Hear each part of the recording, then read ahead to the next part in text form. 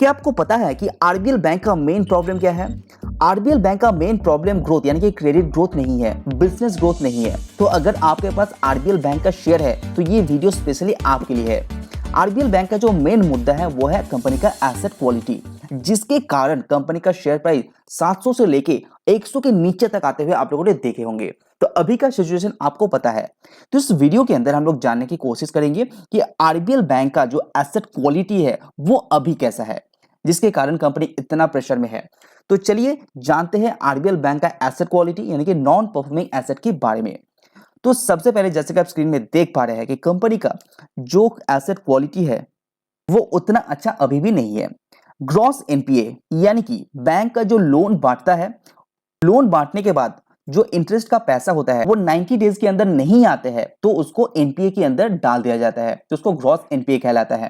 तो RBL bank ने जैसे कि जितना भी पैसा बांटा उसमें से अभी भी 3.61% पैसा ग्रॉस एनपीए के अंदर मौजूद है, यानी कि ये पैसा अभी तक नहीं आया है जो आना चाहिए था। तो आरबीएल बैंक का जो ग्रॉस एनपीए दिसंबर क्वार्टर में ओपनिंग था वो है 2457 करोड़, और उसमें जो नया विद इन दिस क्वार्टर नया जो एडिशन हुआ है वो है 608 करोड़। राइट साइड में आप यहाँ पे देख पाएंगे 2457 करोड़ लास्ट क्वार्टर में ये क्लोजिंग था, तो ये इसको ओपनिंग किया गया है। उसके बाद नया जो जुड़ा है वो है 608 करोड़, यानी कि नया एनपीए इसके साथ जुड़ा है। लास्ट क्वार्टर में कितना था? 812 करोड़ जुड़ा था, लेकिन इस क्वार्टर में ये कम हुआ, तो ये अच्छी बात है बैंक के लिए। अपग्रेड कितना किया गया है? तो 99 करोड़ यहाँ पे अपग्रेड किया गया है। कितना रिकवरी बैंक किया है? तो 126 करोड़ का रिकवरी कंपनी ने किया है, यानी कि जो एनपीए पहले था उसको कंपनी ने रिकवर किया है। तो रिकवरी भी यहाँ पे ठीक ठाक दिखाई दे रहा है। अगर राइट ऑफ की बात करें, यानी कि कुछ पैसा जो कंपनी अपने जो बैलेंस शीट से निकालते हैं, तो इस क्वार्टर के अंदर 371 करोड़ का राइट ऑफ किया गया है। तो सारे हिसाब करने के बाद आरबीएल बैंक के ऊपर 2469 करोड़ का जो क्लोजिंग ग्रॉस एनपीए दिखाई दे रहा है। तो यहाँ पे स्लाइटली, जैसे कि आप देख पा रहे हैं, स्लाइटली अमाउंट के हिसाब से यहाँ पे बढ़ा है, यानी कि कंपनी का जो ग्रॉस एनपीए है वो अमाउंट के हिसाब से देखेंगे तो यहाँ पे बढ़ा है, लेकिन परसेंटेज वाइज इसीलिए कमा है क्योंकि कंपनी का जो क्रेडिट ग्रोथ है वो इंप्रूव हुआ है।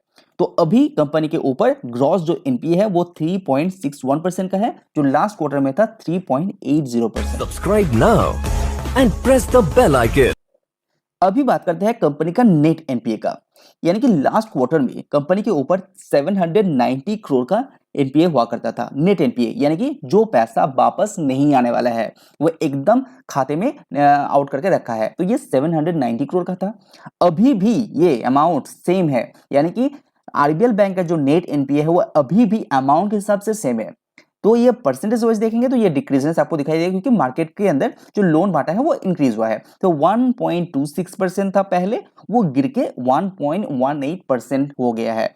ये एक के नीचे अच्छा एक नंबर माना जाता है, लेकिन अभी भी आरबीएल बैंक के ऊपर 18.18% का दिखा रहा है। उसके बाद स्लिपेजेस रेशियो को भी आप देखिए, यानी कि कितना जो नया एनपीए यहाँ पे डिक्लेयर हुआ है वो रेशियो कम होना अच्छी बात होता है। तो देखते हैं यहाँ पे जो स्लिपेजेस रेशियो है वो 0.83% से गिर के 0.61% में आया है। तो ये अच्छी बात है बैंक के लिए। जो 500 करोड़ के आसपास था वो 383 करोड़ में आ चुका है, यानी कि यहाँ पे जो ग्रॉस एनपीए के अंदर जो पैसा कंप्लीट नहीं आने वाला होता है वो नेट एनपीए में डाला जाता है।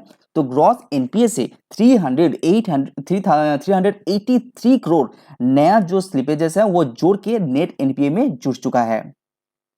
अभी थोड़ा हम लोग एनपीए को ब्रेकआउट करते हैं। सबसे पहले ग्रॉस एनपीए को समझते हैं। तो कंपनी दो हिस्से में अपने लोन बांटता है, एक होता है होलसेल एंड दूसरा होता है रिटेल। होलसेल यानी कि जो बड़ा कॉर्पोरेट को जाता है वो, और रिटेल यानी कि छोटा मोटा जो लोन बांटता है वो। तो होलसेल के अंदर जो ग्रॉस एनपीए है वो 1172 करोड़ का रहा, जो क्वार्टर टू क्वार्टर वाइज यहाँ पे कम हुआ है। लेकिन रिटेल का जो एनपीए है वो यहाँ पे बढ़ा है, यानी कि छोटा मोटा जो लोन है उसमें ही कंपनी को दिक्कत अभी दे रहा है। बिजनेस लोन की बात करें तो रहा 473, जो आपका बड़ा है।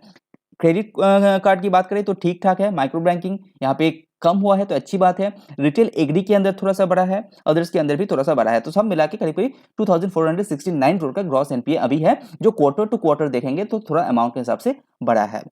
नेट एनपीए की बात करते हैं।